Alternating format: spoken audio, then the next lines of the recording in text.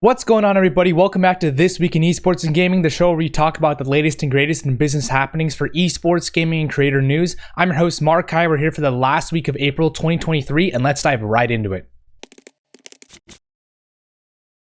For our first top 3 story, Activision-Blizzard and Microsoft, that acquisition has been blocked by the UK's Competition and Markets Authority. I'm sure you're very aware of this news, so let's just go over it pretty quickly here. The United Kingdom CMA has blocked the acquisition in the UK, citing cloud gaming market consequences as their primary reason. They mentioned monthly active users in the UK more than tripling from 2021 to 2022, with the industry being worth up to £1 billion in the UK by 2023, which could be in jeopardy if the acquisition went through. The CMA also cited Microsoft already accounting for 60 to 70% of that global cloud gaming market from owning Xbox, Windows, Azure, and Xbox Cloud Gaming. They also mentioned how Microsoft's proposals to address the CMA's concerns were unsatisfactory, essentially. And in response, Bobby Kotick and Brad Smith of Activision-Blizzard and Microsoft, respectively, responded very publicly, with Brad Smith, president of Microsoft, saying the decision was bad for Britain overall and that it was the darkest day in Microsoft's 4 decades in Britain.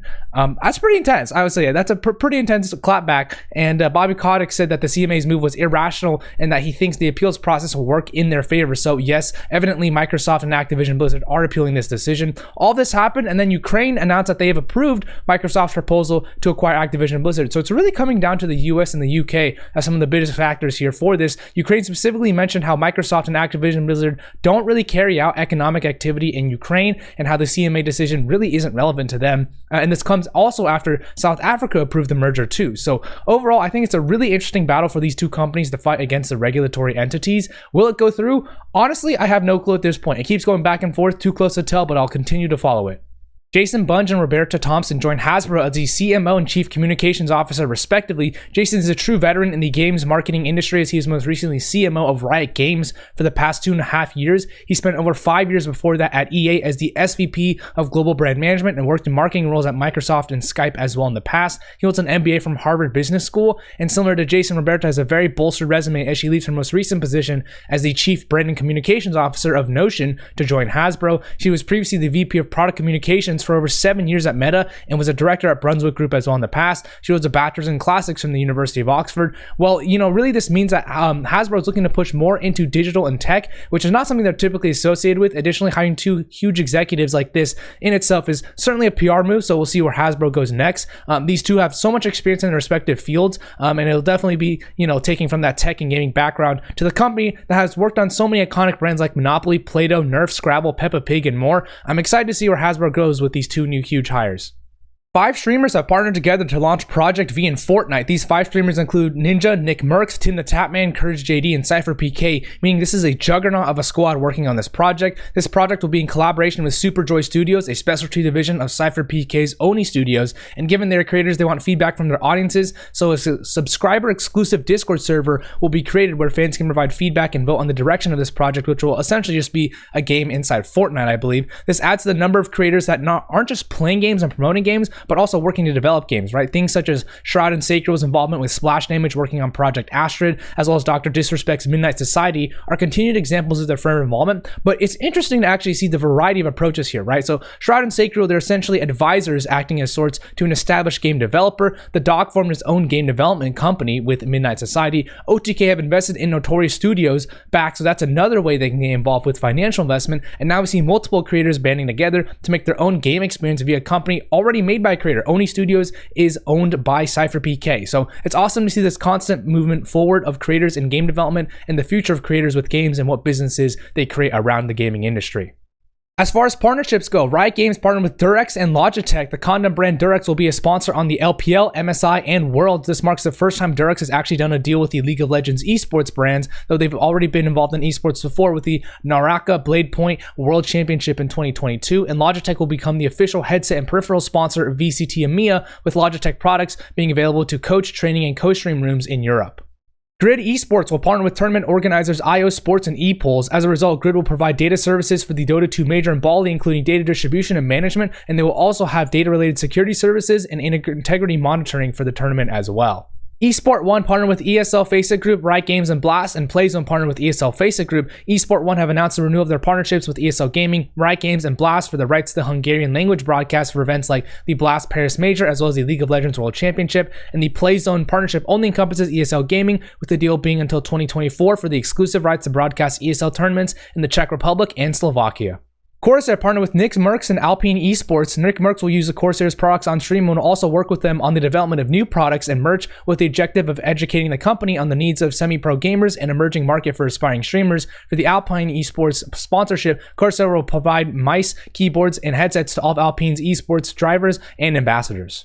G2 Esports partnered with DC Comics. The deal will see G2 and DC create a range of themed limited edition apparel and products, with the first collection being inspired by the Joker. G2's League of Legends esports roster will actually wear this at MSI 2023 too, which is a pretty cool display. As far as finance and M&A goes, Rivalry have announced a 10 million Canadian dollar financing round. This private placement financing was led by Pinnacle and will enable Rivalry to accelerate its growth opportunities and operational goals. The round will generate funds through the issuance of 6.6 million voting shares priced at 1.5 Canadian dollars per share. Additionally, Rivalry also saw an increase in revenue from 11 million Canadian dollars to 26.6 million Canadian dollars from 2021 to 2022 after reporting their earnings, with profit also amounting to 9.8 million Canadian dollars compared to 2.2 million Canadian dollars in 2021. Astragon Entertainment have acquired Independent Arts. Independent Arts have worked on games like Fox and Forest, Horse Farm, and Rail World, with lots of experience porting these titles as well. Astragon's focus on simulator games will benefit from this acquisition for new and existing IPs to expand their portfolio. Cosmic Lounge have raised $4.4 million in a seed round. The mobile game startup was founded by Tommy Hitula, Peter Chakoi, and Tommy Kaveniemi. The round was led by Transcend Fun, with the studio aiming to create a free-to-play puzzle games with its proprietary dev engine called Puzzle Engine.